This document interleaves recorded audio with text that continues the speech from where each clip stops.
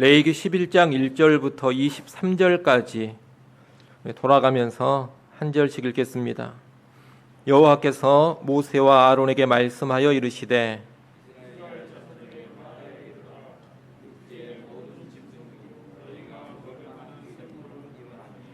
모든 짐승 중 굽이 갈라져 쪽발이 되고 새김질하는 것은 너희가 먹되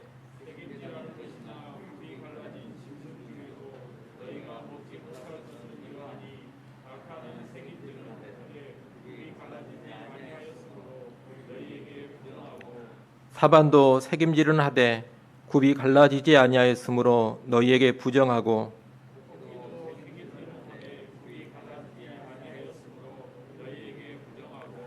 돼지는 굽이 갈라져 쪽발이로되 새김질을 못함으로 너희에게 부정하니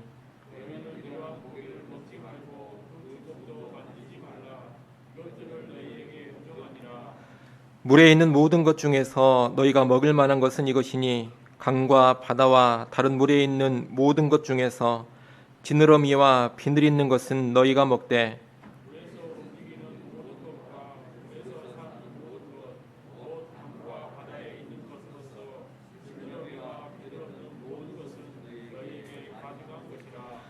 이들은 너희에게 가증한 것이니 너희는 그 고기를 먹지 말고 그 죽음을 가증히 여기라.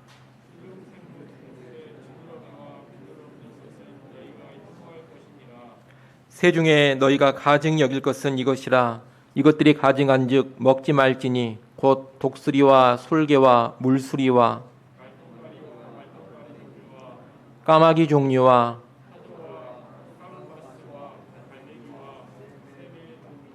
올빼미와 가마우지와 부엉이와 황새와 백로 종류와 오디새와 박쥐니라.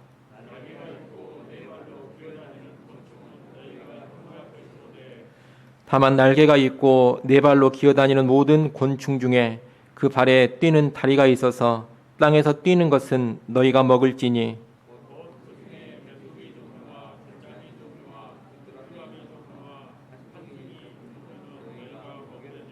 같이 봅니다. 오직 날개가 있고 기어다니는 곤충은 다 너희가 혐오할 것이니라. 아멘.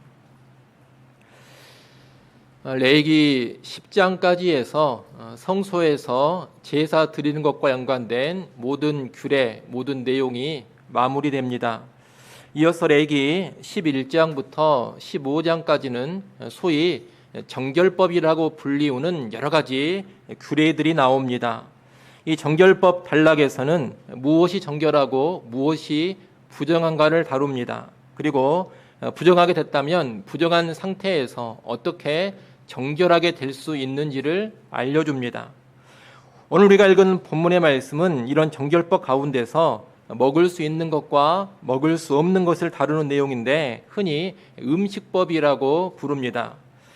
이 음식법의 내용을 보면 먼저 1절부터 8절까지 말씀은 먹을 수 있는 육상 짐승들과 먹는 것이 금지된 육상 짐승들을 말하고 있습니다. 먹을 수 있는 육상의 짐승은 굽이 갈라져서 쪽발이 되고 새김질을 하는 짐승들입니다. 이 둘 중에 어느 하나만 충족이 되면 안 됩니다. 굽이 갈라져 쪽발인데 새김질을 안 하거나 새김질은 하지만 굽이 갈라져 있지 않으면 먹을 수가 없습니다. 그래서 오늘 본문 4절부터 8절에 보면 낙타, 사반, 토끼, 돼지 같은 짐승은 어느 하나만을 충족시키기 때문에 부정한 짐승이고 먹어서는 안 된다는 말을 하고 있습니다. 갈라진 굽 거기에 더해서 새김질, 대새김질까지 해야지만 정결한 짐승으로 간주되어서 먹을 수가 있습니다. 그 외에 짐승들은 다 부정해서 먹는 것이 금지됩니다. 9절부터 12절까지 말씀은 물에 사는 어류, 수중 동물에 관한 음식법입니다. 거기 보면 지느러미와 더불어서 비늘이 있으면 정결한 것으로 간주되어 먹을 수 있다고 합니다. 하지만 지느러미가 없거나 또는 비늘이 없다면 부정한 것으로 간주되어서 먹어서는 안 되는 것들입니다. 예를 들면 붕어나 잉어 이런 물고기는 정결해서 먹을 수가 있습니다. 그러나 뱀장어나 미꾸라지, 오징어, 메기 이런 어류는 먹을 수가 없는 겁니다. 13절부터 19절까지 말씀은 먹을 수 없는 부정한 날짐승들을 쭉 나열하고 있습니다. 여러 종류의 새들이 언급되는데 이 새들은 부정한 것으로 먹어서는 안 되는 조류들입니다. 여기서 기록하고 있지 않는 나머지 조류들은 정한 것으로서 먹을 수가 있는 새들로 이해하면 되겠습니다. 20절부터 23절까지 말씀은 곤충에 관한 내용인데 날개가 있고 기어다니는 곤충은 먹을 수 없습니다. 그러나 날개가 있으면서 뛰는 다리가 있어 뛰어다니는 곤충은 먹을 수가 있습니다. 대표적으로 메뚜기와 같은 곤충은 먹을 수가 있다는 겁니다. 이렇게 먹을 수 있는 것과 먹을 수 없는 여러 가지 동물들을 하나님께서 음식법으로 구별해주고 계시는데 이 음식법에서 우리는 두 가지를 생각해 봐야 되겠습니다. 하나는 정결한 것과 부정한 것, 정한 짐승과 부정한 짐승을 나누는 분류 기준이 대체 뭐냐 하는 겁니다. 무엇을 기준으로 정한 것과 부정한 것을 나누느냐 이런 질문입니다. 또 하나는 왜 이스라엘 백성에게 이런 음식법을 주셨느냐 하는 겁니다. 음식법을 주신 목적, 의도에 관한 질문입니다. 먼저 정한 것과 부정한 것을 나누는 그 기준이 무엇인가 이것을 좀 생각해 보겠습니다. 무엇을 기준으로 해서 하나님께서 이 성경이 정한 것과 부정한 것을 나누었느냐 여기에 대해서는 참으로 많은 논란이 있습니다. 학자들마다 다들 주장하는 내용이 다릅니다.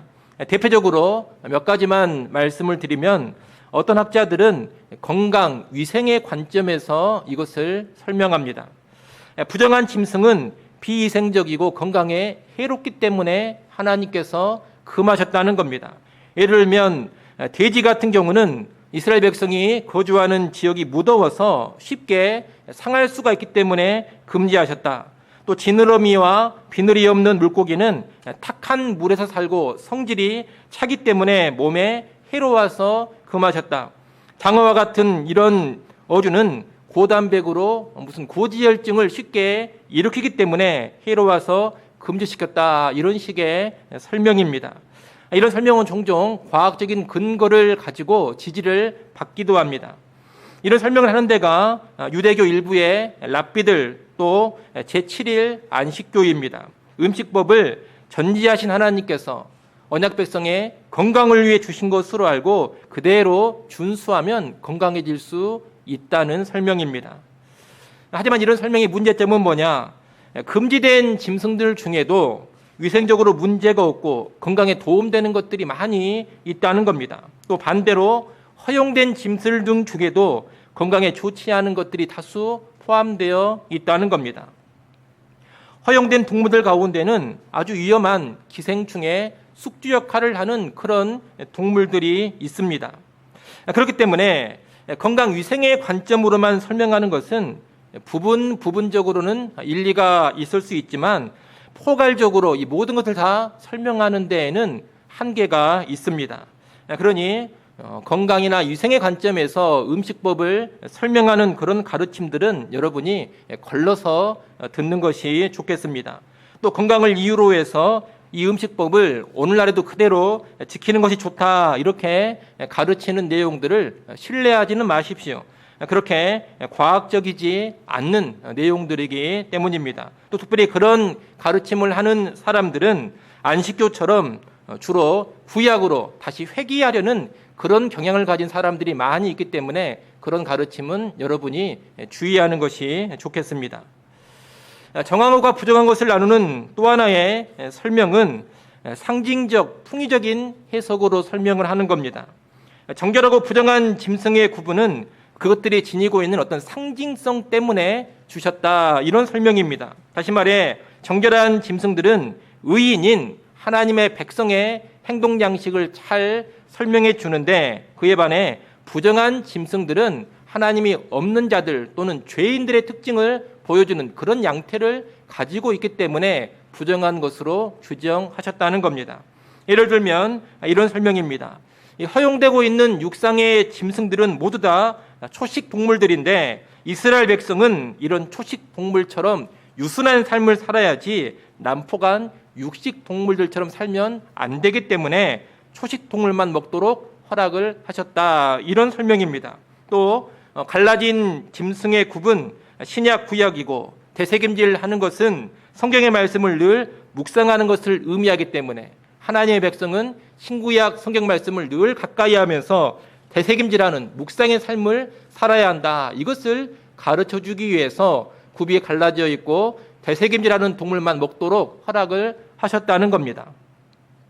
이런 설명을 좀 더 말씀드리면 무슨 쪽제비는 입이 삐쭉 나와가지고 소문 내는 그런 특성을 가지고 있기 때문에 하나님께서 금하신 것이다. 지느러미와 비늘을 가지고 있는 물고기는 강한 물살에 저항하는 힘, 저항하는 능력을 보여주기 때문에 하나님께서 허락하셨다. 이런 식으로 설명하는 것이 풍유적 해석으로 설명을 하는 겁니다. 이런 풍유적 해석, 알레고리적 해석은 얼핏 들으면 참 은혜롭고 듣기 좋지만 너무 주관적인 해석이고 갖다 붙이기 나름이기 때문에 많은 문제가 있습니다. 이 갈라진 굽만 하더라도 어떤 사람은 좀 전에 말씀드린 것처럼 이 갈라진 굽은 신약 구약을 상징한다 이렇게 설명하는 사람도 있지만 또 어떤 사람은 갈라진 두 굽은 선과 악이다 이렇게 설명하는 사람도 있고 또 어떤 사람은 이 갈라진 두 굽을 사랑과 공의를 의미하는 것이다 이렇게 해석하는 사람도 있습니다. 이렇게 풍요적인 해석, 알레고리적인 해석은 명확한 기준이 없습니다. 그냥 사람들이 생각하는 것에 따라서 수많은 해석들을 할 수가 있게 됩니다. 달리 말하면 제멋대로 해석할 수가 있다는 겁니다. 그래서 이런 해석은 문제가 많고 위험한 해석입니다. 또 이런 해석에서 각종 이단이 나오기도 하는 겁니다. 그렇기 때문에 이런 풍유적 해석으로 정한 짐승과 부정한 짐승을 분류하는 것은 그렇게 건강하지 않다 말씀드릴 수가 있겠습니다.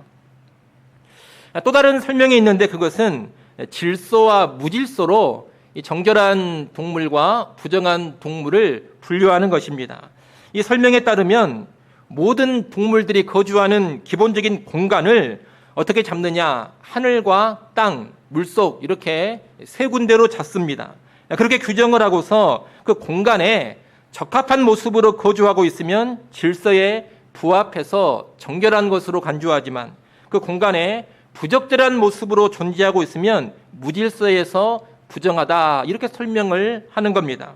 다시 말하면 하늘과 땅과 물속의 영역에 맞는 신체 구조, 적합한 이동 방식을 가지고 있으면 정결하지만 그렇지 않으면 부정하다 이렇게 보는 겁니다. 예를 들어 육상 동물에게는 갈라진 굽이 있는 것을 적합한 질소로 봅니다.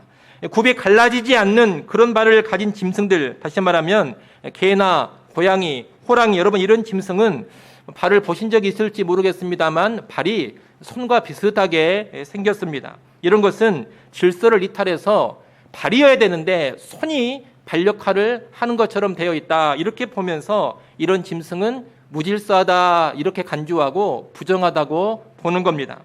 또 날개를 가지고 땅에서 기는 동물 역시 이게 새인 것도 아니고 육상 짐승인 것도 아니고 그렇기 때문에 하늘에 제대로 속하지도 않았고 땅에 제대로 속하지 않았기 때문에 이런 것은 무질서해서 부정하다 이렇게 보는 겁니다.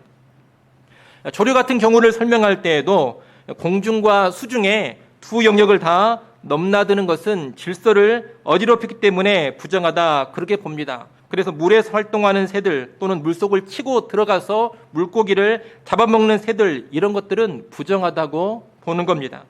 그리고 오류 같은 경우에는 지느러미와 비늘을 가지고 물 가운데를 헤엄치고 다녀야 이게 질서에 적합한 것이지 지느러미나 비늘 없이 물속을 다니거나 물 아래 바닥에서 기어다니는 것은 수중 생물로 적합하지 않는 것이기 때문에 무질서하고 부정한 것이다 이렇게 보는 겁니다.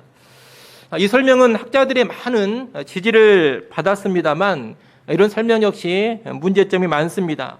일례로 육상 동물의 경우에 굽은 나름 그렇게 설명할 수 있겠지만 되새김질하는 것에 대해서는 전혀 설명을 하지를 못합니다. 또 음식법에서 부정하다 간주된 새들은 공중과 물을 오간다는 이것도 맞지 않습니다. 부정한 것으로 간주되는 모든 새들이 다 물에서 움직이고 물에서 활동하는 것은 아니기 때문입니다. 더욱이 공중을 나는 모든 새들은 날개를 가지고 공중을 날지만 또 두 발이 있어서 땅을 걸어 다니기도 합니다. 모든 조류가 그렇지 않습니까?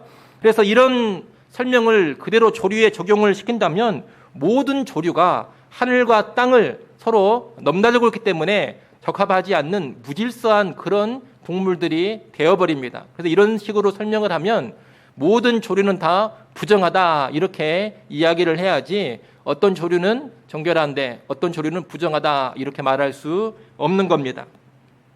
그래서 질서와 무질서로 구별하는 이런 설명도 많은 학자들의 지지를 받았습니다만 그렇게 타당하지는 않습니다. 그러면 가장 적절한 설명은 뭐냐? 가장 적절한 설명은 생명과 죽음이라는 축으로 이것을 이해하는 겁니다. 다시 말하면 생명을 해치거나 생명으로부터 멀어지는 것 또는 죽음과 쉽게 접촉하는 것은 부정하고 그렇지 않은 것들은 정결하다는 것입니다. 예컨대 땅의 짐승들을 보자면 일단 다른 짐승들을 잡아먹으며 생명을 해치는 맹수들은 다 정한 짐승이 아닙니다. 그래서 정결하려면 일단 짐승의 생명을 해치지 않는 초식 동물이어야 합니다. 그리고 초식 동물 중에서도 굽이 있고 대새김질하는 짐승을 가장 순전한 초식 동물로 간주하고 이런 짐승들만을 정결한 것으로 여겼다는 겁니다. 날짐승들을 보자면 금지된 새들은 모두 다 육식 조류들입니다. 육식 조류들로서 피를 흘려서 다른 짐승을 잡아먹거나 사체를 뜯어먹는 그런 새들입니다. 이런 새들은 생명을 손상시키고 죽음과 빈번히 접촉을 하기 때문에 부정한 것으로 간주되었다는 겁니다. 어류나 곤충을 보자면 기본적으로 기어다니는 것들이 부정합니다. 그러면 왜 기어다니는 것들이 부정하냐? 이 땅이나 또 강, 바다의 바닥은 죽은 사체들이 늘 널브러져 있는 곳입니다. 모든 동물의 시체는 다 바닥에 깔리지 않습니까? 그래서 이런 곳을 온몸으로 기어다니는 것들은 죽음에 접촉하는 경우가 아주 많다는 겁니다. 그래서 기어다니는 것들은 다 부정한 것으로 간주했다. 이런 설명입니다. 여러분, 이렇게 생명과 죽음을 기준으로 해서 정결한 짐승과 부정한 짐승을 분류했다. 이렇게 보는 것이 가장 적절한 설명으로 볼 수가 있겠습니다.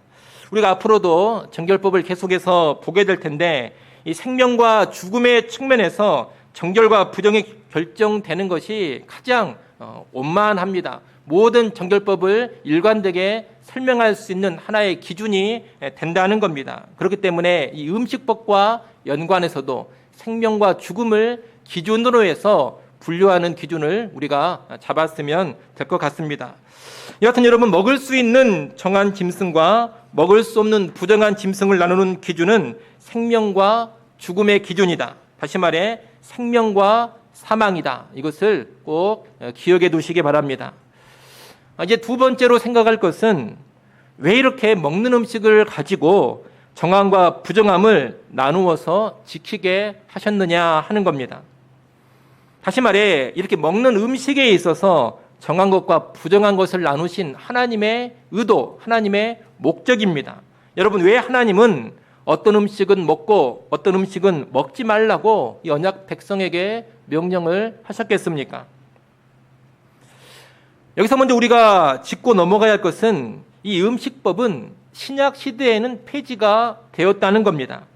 예수 그리스도의 십자가 사건 이후에 신약의 하나님의 백성들은 음식법을 포함한 모든 정결법에서 자유합니다. 여러 번 말씀드렸습니다만 이 구약 시대는 영적으로 미숙한 시대로 간주가 됩니다. 유아기의 시대로 간주가 된다는 겁니다. 구약 시대는 영적으로 유아기와 같은 시대이기 때문에 외형적인 규칙이나 외적인 어떤 형태를 가지고서 영적인 것을 가르치고 신앙을 훈련시킵니다. 은식법을 포함한 정결법, 제사법, 성막, 성전 여러분, 이런 모든 것들이 외형적인 규칙, 외적인 형태를 가지고서 신앙을 지도하고 훈련하는 것들입니다. 하지만 이제 모든 하나님의 계시가 다 주어지고 하나님이 계획하신 구원이 성취되며 성령의 내주까지 있게 되는 신약 시대로 오게 되면 이 신약 시대는 성수관 시대로 간주가 됩니다. 이런 성수관 시대에는 그런 외형적이고 물질적인 것들에 매여서 살지 않습니다. 하나님께서 그런 외형적이고 물질적인 것들로 가르쳐 주고자 했던 그 정신, 그 의도를 파악하고서 자유함 가운데 그 정신을 구현하면서 살면 되는 겁니다. 예를 들면 우리가 어릴 때에는 횡단보도를 건널 때 왼손을 들고 좌우를 꼭 먼저 살펴보고 건너라, 그렇게 가르칩니다. 인사할 때도 배꼽손 이러면서 인사를 가르칩니다. 그런 세세한 외적인 형식을 주입시켜서 안전을 가르치고 예의를 가르치는 겁니다. 이것은 유치원 아이들에게 하는 방식입니다. 하지만 이제 20살이 된 청년들에게 왼손 들고 꼭 좌우를 한번 살피고 횡단보도를 건너라, 여러분, 그렇게 말하지 않고 그런 식으로 가르치지 않습니다. 20살 된 청년을 향해서 인사할 때 배꼽손 해야지, 여러분, 이렇게 가르치지 않습니다. 이제 성인, 어른이 되었기 때문에 어렸을 때 그렇게 가르친 정신을 알고서 자유롭게 그 정신을 구현하면서 살면 되는 겁니다. 마찬가지로 이제 신약 시대에는 성수관 시대이기 때문에 구약의 음식법이라든가 정결법 같은 세세한 율법의 규례를 그대로 지키지 않는 겁니다. 그런 율법의 규례를 벗어나서 자유함 가운데 율법의 정신을 따라서 살아가면 되는 겁니다. 그래서 신약 시대에는 더 이상 음식법에 매이지 않습니다. 오히려 음식법의 정신을 알고 그 정신을 구현하면서 자유롭게 살면 되는 겁니다. 이것을 잘 가르쳐주는 말씀이 디모데전서 4장에 있습니다. 디모데전서 4장으로 잠깐 한번 가보겠습니다.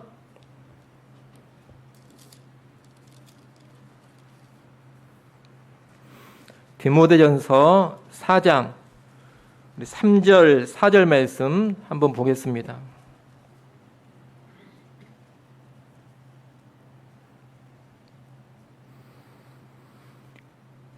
디모데전서 4장 3절, 4절 말씀 우리 같이 한번 읽어보겠습니다. 함께 읽습니다. 혼인을 금하고 어떤 음식물은 먹지 말라고 할 터이나 음식물은 하나님이 지으신 바니 믿는 자들과 진리를 아는 자들이 감사함으로 받을 것이니라. 하나님께서 지으신 모든 것이 선함에 감사함으로 받으면 버릴 것이 없나니. 아멘. 이 말씀에 따르면 사도 바울이 하고 있는 말인데, 이 바울 당시에 이단이라든가 진리를 잘 모르는 자들이 음식물을 가지고서 이런 음식은 먹어도 좋다, 이런 음식은 먹으면 안 된다, 이런 가르침을 줬습니다. 하지만 참된 믿음을 가지고 진리를 아는 사람들은 그러지 않는다는 겁니다. 제대로 된 진리를 알고 있는 사람들은 하나님이 지으신 모든 것이 선함을 알고 모든 음식을 감사함으로 받아 먹으면 된다는 겁니다. 어떤 음식이든 선하고 정결하니 감사하게 받아 먹으면 아무런 문제가 없다. 이것이 디모데전서 4장 3절 4절 말씀입니다. 그러니 우리가 오늘날 구약의 음식법을 그대로 지켜야 한다, 이런 생각을 해서는 안 되는 것입니다. 그런 생각은 미숙한 생각 또는 이단적인 생각인 겁니다. 다만 음식법의 정신, 음식법의 의도를 알고 그 의도와 정신만 잘 구현해 가면 되겠습니다. 그러면 이 음식법을 제정해 주신 하나님의 목적, 의도는 무엇이겠습니까? 음식법을 제정해 주신 목적과 연관해서, 그 정신과 연관해서 우리는 두 가지를 생각해 볼 수가 있겠습니다. 하나는 하나님의 백성은 일상의 삶에서 믿지 않는 자들과 분명히 구별되어져야 한다는 겁니다. 여러분, 음식을 먹는 것은 식사 자리에서 다루어지는 항목입니다. 그런데 이방인들은 아무 것이나 먹고 싶으면 다 먹습니다. 그들의 식탁에는 아무 것이나 올라올 수가 있다는 겁니다. 하지만 이스라엘 백성, 하나님의 백성들은 음식이 구별됩니다. 하나님이 금하신 것은 먹어서는 안 됩니다. 식탁에 올릴 수가 없는 겁니다.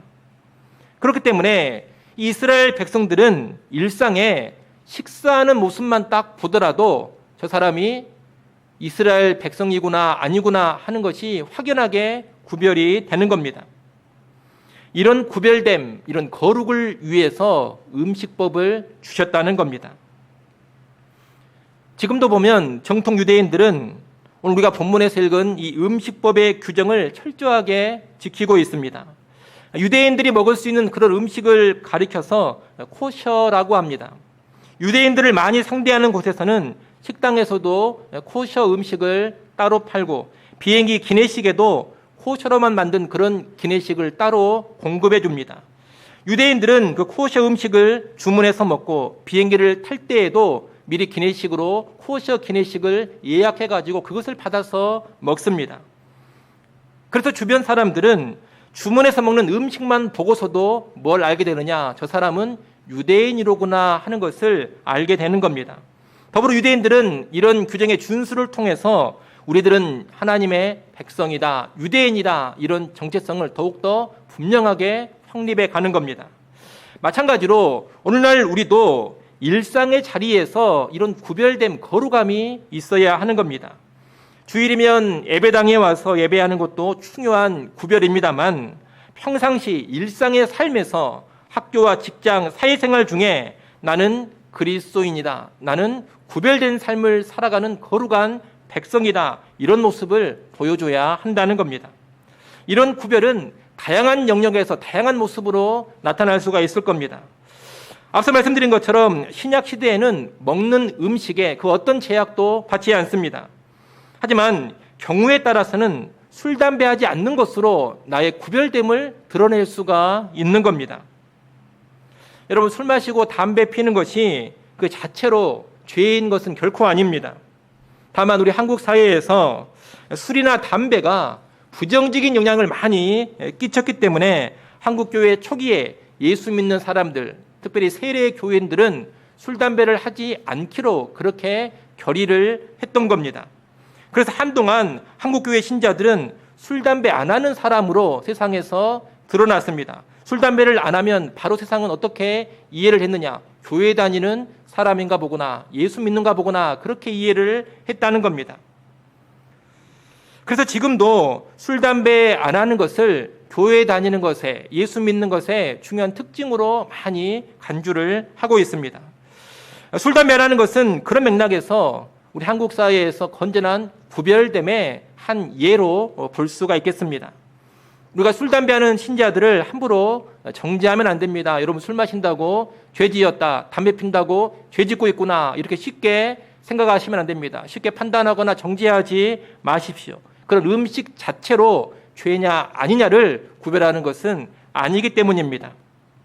다만 나는 술, 담배 하지 않으므로 나의 구별됨을 일상의 삶 가운데서도 보이고 싶다, 그런 결단을 하고 그렇게 나간다면 좋은 적용이라고 말할 수는 있겠습니다. 그런 것뿐만이 아니라 식사 시간에 기도하는 것도 구별됨을 보이는 일상의 좋은 모습 중에 하나입니다. 식사하기 전에 먼저 기도함으로써 나는 그리스도인이다, 나는 음식 앞에 가장 먼저 하나님께 감사하는 사람이다, 이것을 드러내는 겁니다. 무엇보다 일상의 삶에서 내 생각, 나의 말, 나의 행실이 불신자들과 달라야 합니다.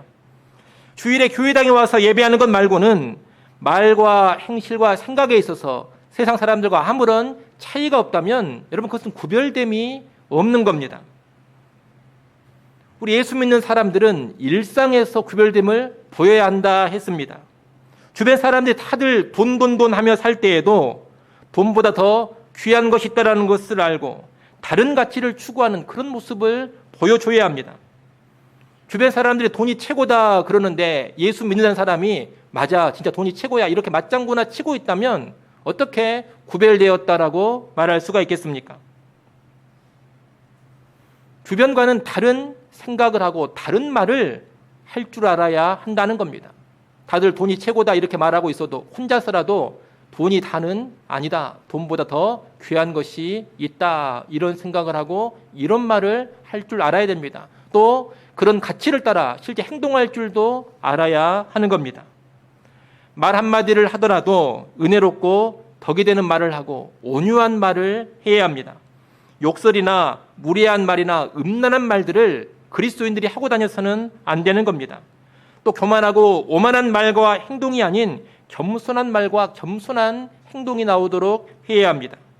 교회에서만 찬양하는 것이 아니라 일상생활 중에서도 나의 입에서 찬양이 나와야 되고 예수를 증거하는 말, 복음을 증거하는 말도 나와야 합니다. 남을 배려하는 삶을 살아야 하고 구제하고 섬기는 삶의 적극적인 모습도 보여줄 줄 알아야 합니다. 이렇게 매일매일의 일상에서 이런 모습들이 나와서 주변 사람들이 야, 정말 저 사람은 예수 믿는 사람이로구나, 저 사람은 그리스도인이로구나, 이런 인정을 받아야 한다는 겁니다. 여러분, 내 주변에 있는 사람들이 함께 어울린 지 한 달이 지나고 두 달이 지나고 6개월이 지나고 1년이 지났음에도 불구하고 내가 교회 다니는 줄을 모르고 예수 믿는 줄을 모른다면 심각한 문제가 있는 겁니다. 우리나라가 지금 무슨 핍박을 받아가지고 신앙 드러내면 잡아다 죽이는 그런 나라가 아닙니다. 자유롭게 우리 신앙을 드러낼 수 있는 것이 보장되어 있는 나라입니다. 그런 나라에 살면서도 전혀 주변 사람들이 나의 신앙을 인식하지 못하고 있다면 절대로 잘 살고 있는 게 아니라는 겁니다. 심각한 문제가 있는 겁니다. 왜 모를까요? 일상의 구별됨이 전혀 없기 때문에 모르는 겁니다.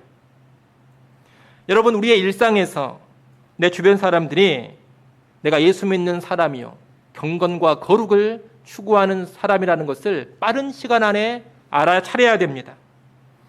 그것이 일상의 삶에서도 구별되라는 이 음식법의 정신을 잘 구현하면서 살아가는 모습인 것입니다.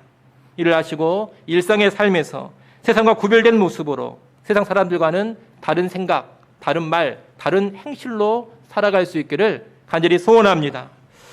또 하나는 하나님의 백성은 죽음에 관한 것을 거부하고 생명에 관한 것을 취하는 삶을 살아야 한다는 겁니다. 앞서 이 정한 것과 부정한 것을 구별하는 최적의 설명은 생명과 사망을 기준으로 삼는 것이라 말씀을 드렸습니다.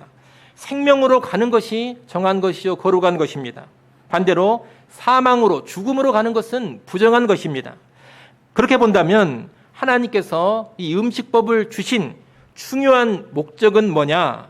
하나님의 백성은 정한 것, 곧 생명에 관한 것만을 취하고 반대로 부정한 것, 곧 사망과 죽음에 관한 것들은 멀리 하라는 그런 차원에서 음식법을 주셨다고 볼 수가 있겠습니다. 신약 시대에는 어떤 음식 자체가 정하거나 부정하지 않습니다. 다만 그 음식이 상징하는 바 생명에 관한 것이 정한 것이고 사망에 관한 것이 부정한 것입니다. 그러니 오늘 우리는 생명에 관한 것을 취하고 사망에 관한 것은 멀리해야 하는 겁니다. 그것이 신약 시대의 음식법의 정신을 잘 구현하면서 살아가는 겁니다. 여러분, 무엇이 생명에 관한 것입니까? 생명에 관한 것은 복음이요 말씀입니다. 또한 생명에 관한 것은 의로운 삶이요 순종하는 삶입니다. 또한 겸손한 삶입니다. 우리가 성경을 보면 생명에 관한 것들을 많이 알려주고 있습니다. 그런 것들을 추구하고 그런 것들을 취하며 살아가는 것이 음식법을 따라 정한 것을 취하는 삶이라는 겁니다. 그러니 신약시대 하나님의 백성들은 생명의 풍성함을 우리에게 보장해주는 복음과 말씀을 가까이 해야 합니다. 그리고 의로운 삶을 살아야 되고 겸손한 삶을 살아야 되고 순종의 삶을 살아야 하는 겁니다. 반대로 죽음에 관한 것은 무엇이겠습니까? 성경은 죽음에 관한 것도 우리에게 잘 가르쳐주고 있습니다. 욕심과 죄가 대표적으로 죽음에 관한 것입니다. 여러분 잘 아시는 야고보서 1장 15절 말씀에 보면 욕심이 잉태한 즉 죄를 낳고 죄가 장성한 즉 사망을 낳는다, 그렇게 말씀하고 있습니다. 욕심과 죄가 죽음, 사망을 초래한다는 겁니다. 그러니 신약시대 하나님의 백성들은 탐심을 버릴 줄 알아야 되고 죄를 떠날 줄 알아야 하는 것입니다. 또 성경을 보면 교만도 죽음과 직결되는 것이요 불의한 삶도 죽음과 직결되는 것입니다. 그러니 교만과 불의한 삶도 우리는 피하고 멀리할 줄 알아야 할 것입니다. 정리하면 복음과 말씀을 취하고 말씀에 순종하는 삶, 겸손하고 의로운 삶을 살아간다면 그것이 늘 정한 음식을 먹는 것과 같습니다. 반대로 복음과 말씀을 멀리하고 욕심과 탐욕, 죄로 살아간다면, 교만과 불의한 삶을 살아간다면 그것이 곧 부정한 음식을 먹고 사는 것과 같은 겁니다. 이 또한 명심하시고 음식법을 주신 하나님의 의도에 따라서 부정한 사망의 삶을 여러분 멀리하시고 정결한 생명의 삶으로만 나아가는 우리 모두가 될 수 있기를 간절히 소원합니다. 기도하겠습니다.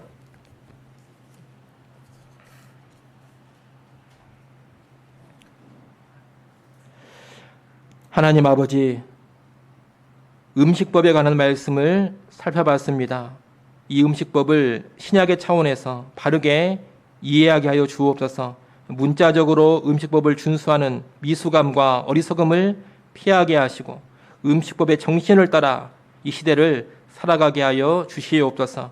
음식법의 정신을 잘 알고 하나님의 백성으로서 일상의 삶에서도 구별된 거룩으로 살기를 원합니다. 또한 하나님의 백성으로서 언제나 죄와 사망의 세력을 멀리하며 생명의 삶으로만 나아가게 하여 주시옵소서.